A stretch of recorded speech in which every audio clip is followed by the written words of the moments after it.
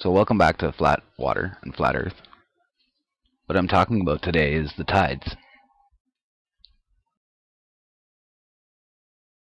The mainstream definition and explanation for tides are that they're caused by the moon and the moon's passage around the Earth.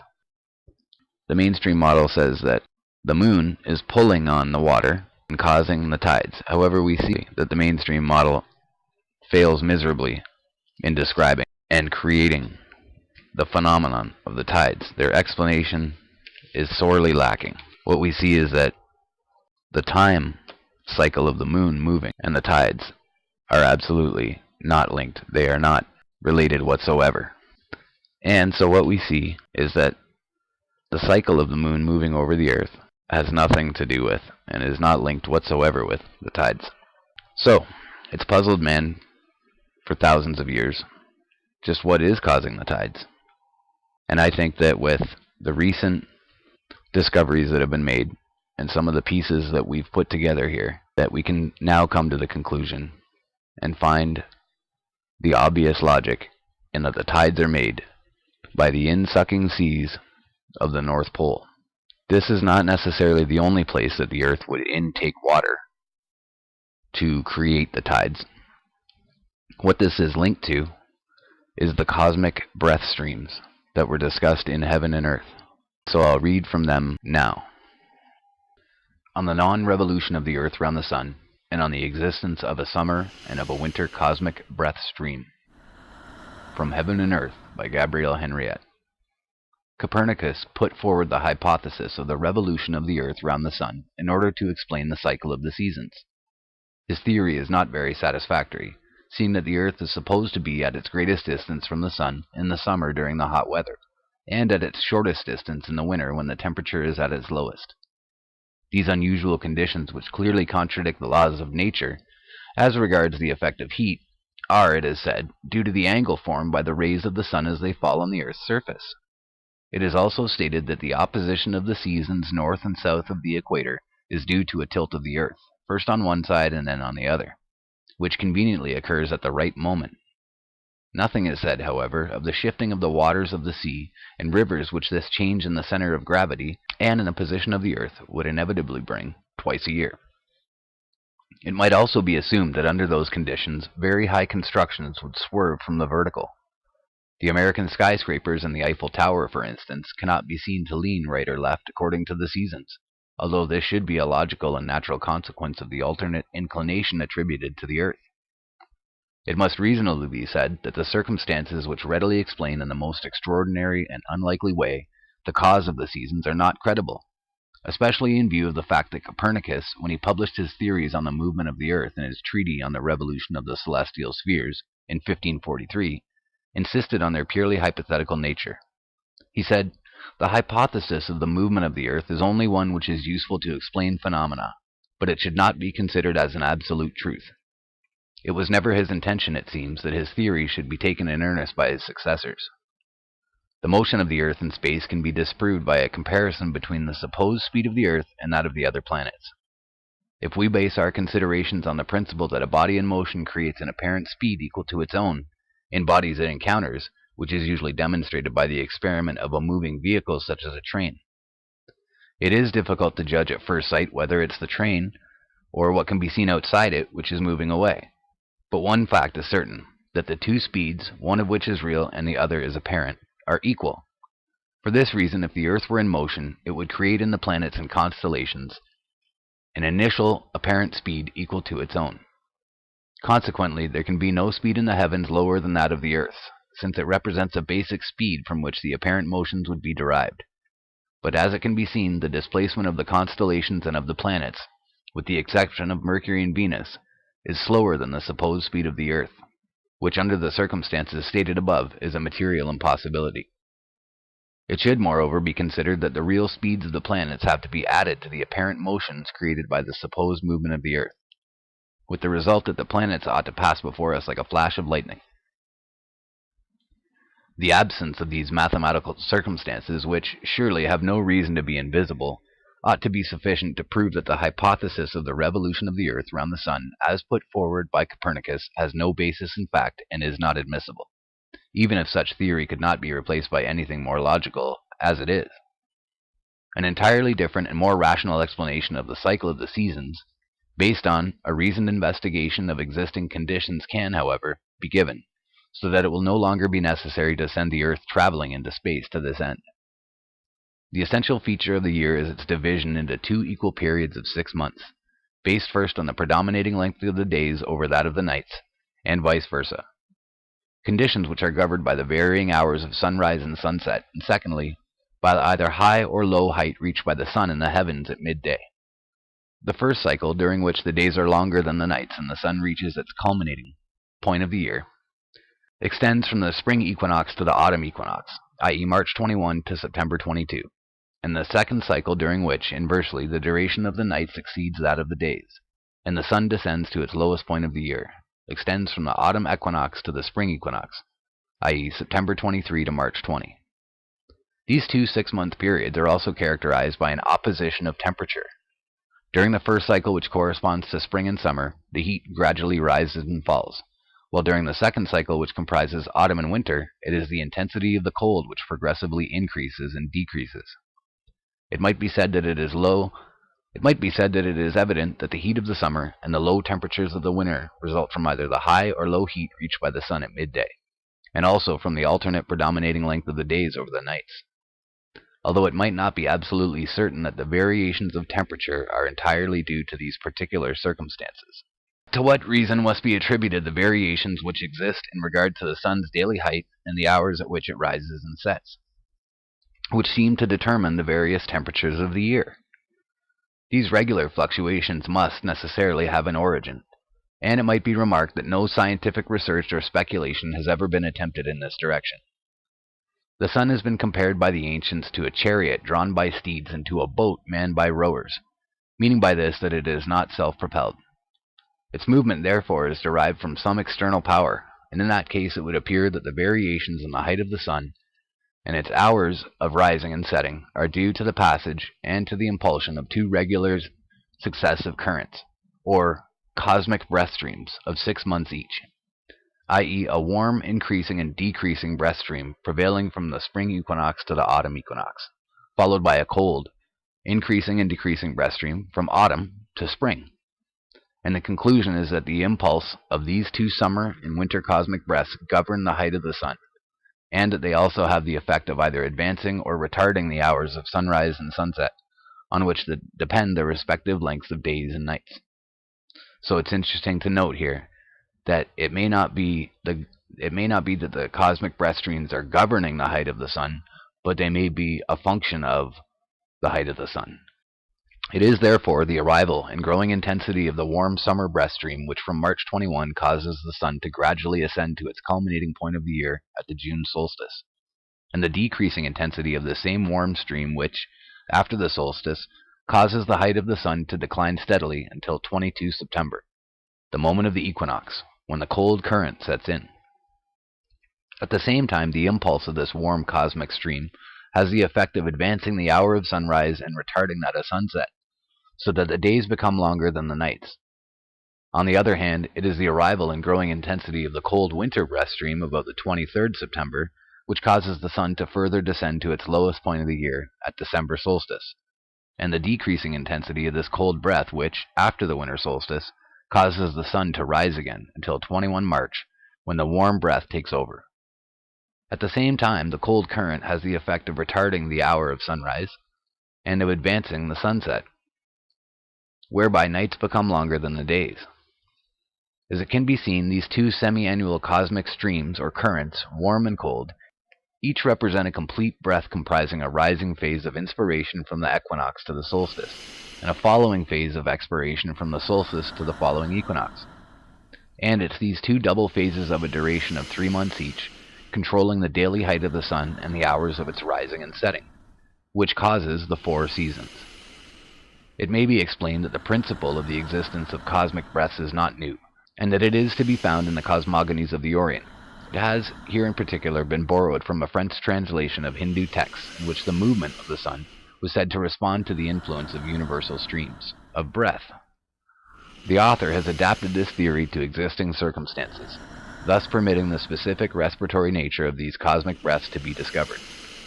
This fact is completely demonstrated apart from the obvious parallel of the phases of inspiration and expiration rhythmically governing the lengths of days and nights and the height of the sun, by a comparison with another factor, which is the pause existing between inspiration and expiration.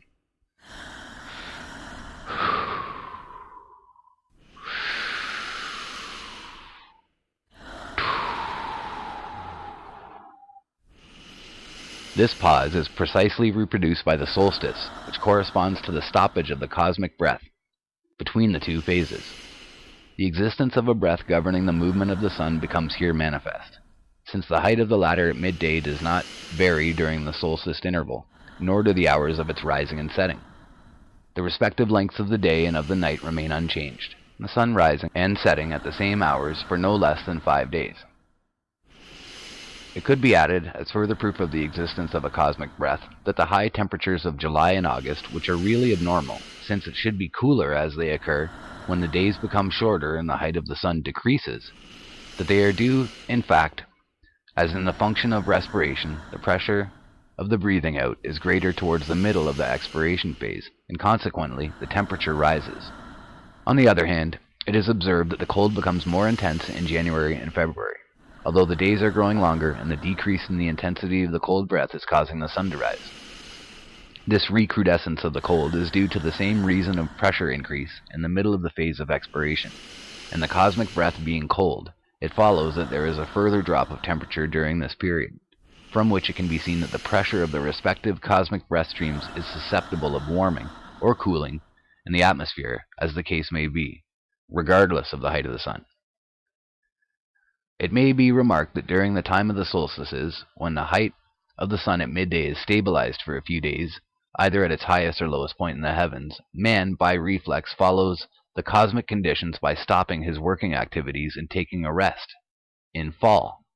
These particular moments are also the occasion of great religious Christic festivals, Christmas at the winter solstice and Corpus Christi at the time of the summer solstice, which points undoubtedly to the existence of an association between the sun and Christ.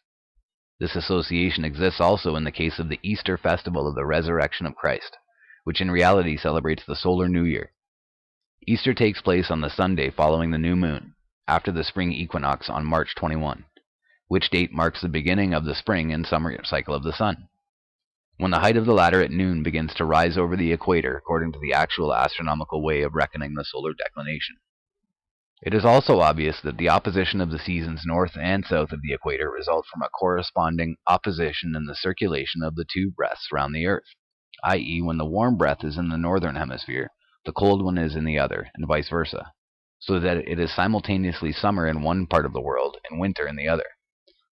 Thus, the warm 6-month breath which commenced in the northern hemisphere at the spring equinox comes to an end at the autumn equinox, about the 22nd of September, when the transposition of the warm and cold breath takes place.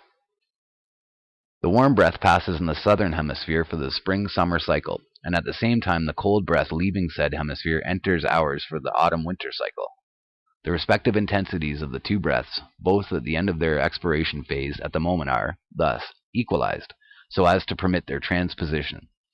And at the same time, the lengths of the day and night find themselves also equalized to 12 hours each in both hemispheres.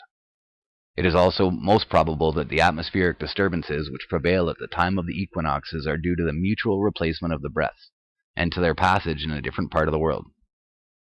It should be added, however, that in the above theory concerning the cycle of the seasons, the cosmic breaths do not act directly on the sun, but that there are intermediate circumstances which will be dealt with later on with regard to the origin itself of the sun. Okay, so coming back from that, from the cosmic breath streams, we can see how it's a great description, and we can see how it works very easily and makes sense to some extent. Obviously, some of the working factors of it would still need to be worked out. So what I think is happening, or a possible part of this, is, as you see here, I'm showing you this. This is the weather patterns over the Earth. see how on the outside here, which would be the southern latitudes, it's moving in this direction, but in what we call the northern latitudes, really the central latitude, the central ring of the Earth, we see that the weather's moving in this direction. It's moving the opposite way. So this again ties in with those breath streams that she's talking about. And it's interesting, if you look at the four corners of the Earth like this, and we think of the four cosmic breath streams, you could see how if they were blowing from this way, from these two directions, east and, well, okay, let's just call it left and right, and if it was blowing in those directions at different altitudes, and then it was blowing in these directions from north and south here, or top, up and down, top and bottom of the picture, that if the breath was being pushed from there, also from different altitudes, what you would create is sort of this toroidal vortex of air in the center. And you see how that would create the four winds. But also, see how they're moving in opposite directions in the north and the south here. It's very hard to explain how that would work, unless if you look at and consider that the dome itself would possibly be separated here, and that one part of the dome, or one portion, is moving in this direction and one is moving in the other.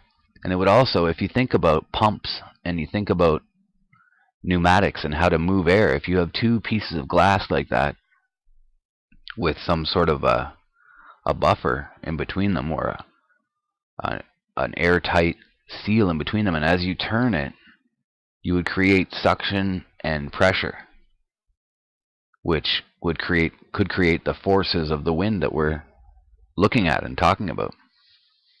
So just lots more interesting stuff to look at that makes more sense to me for our flat Earth model, and makes much more sense to me than obviously the globe model, which is ludicrous, ridiculous. So I hope you guys can see how that ties in there, that the glass, or that would make the pump action to create these cosmic breath streams. So after that is created, after it creates the breath streams, that the water cycles on Earth will be a similar, not similar, but that they would run on the same principles and at the same timings, that it would be interlinked and correlated as far as timing. So the water will be part of this action of suction and the action of moving the air. So as the water is drawn into the whirlpool at the North Pole here, this gigantic whirlpool, and as it circles around Mount Meru and plunges down into the depths of the Earth, that would create that suction and pull the air towards that area. And then other air would have to come in from the outside, or from the other parts of the planisphere, to fill in and make up for the diffusion, and make up for the loss of that sucked air that's going in at the north here. So what we see on flat Earth, and in reality, is that diffusion and particle physics are really the theories and the physics that work on our physical plane. Particle theory and particle physics over many years has been shown to be the true functioning of atomic theory. When you take a candle and light it, what you see is that the hot air rises and that cool air is sucked in at the base of the candle to fill in for where that hot air is being ejected or being raised. And that creates a quick, simple convection current. And we see this every day in all of our lives, in everything that we do. Particle diffusion, moving from high to low density, is how the world works.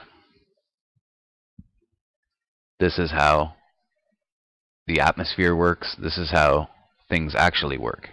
And this is why, and explains how, rocketry and the true physics that are involved in spaceflight come into play, because diffusion rules on flat Earth. When you get up to that altitude and there are no more particles to suck in or blow through a jet or to propel yourself off of from a rocket, because there are no particles there, you therefore have no push from the rocket. You have no propulsion because there is nothing to propulse yourself or propel yourself off of. So to summarize, and in conclusion, this is how the tides actually work. They're not pulled by the moon. They're not pulled by magnetism. It's the cosmic cycles that the Earth does with itself, with the dome, air particle diffusion, the water movement, and suction, and pneumatics. And this is how the tides actually function. Thanks for watching, guys. Talk to you soon. Ciao.